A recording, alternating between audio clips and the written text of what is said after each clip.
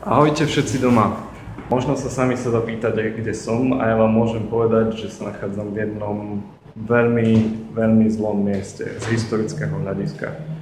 Nachádzam sa v budove KGB, ktorá sa lokálne volala Check-up. Z angličtiny vám môže hovoriť niečo check-out, check-up. Takže rozhodne táto KGB vás veľmi dobre ilustrovala. Za mnou sa nachádzajú trezory, v ktorých sa nachádzali kufríky s menami všetkých, ktorí spolupracovali na regionálnej úrovni, teda v Rige s KGB, respektíve Čekov. Toto je kufrík, v ktorom boli mená, a tieto kufríky boli v týchto trezoroch naskladané tzv. Kolmo.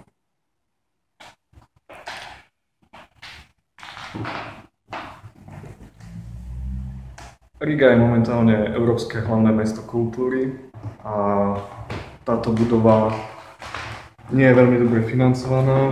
Máte možnosť, ak tu prídete do Rigy, vidieť ju ešte do konca októbra. A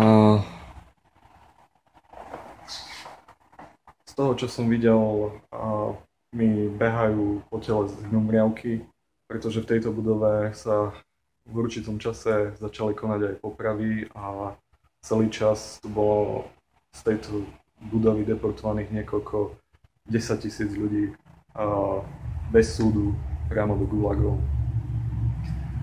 Takže všetko, čo môžem momentálne povedať, je, že Vladimír Putin bol tiež členom KGB a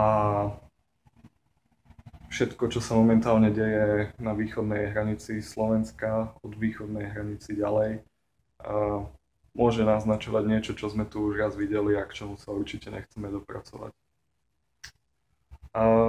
Ešte mi bol povedaný jeden pekný vtip o tom, ako sa dvaja ľudia z Rigy rozprávajú, ktorá budova v Rige je najvyššia. A jeden hovorí, že no ja neviem. No.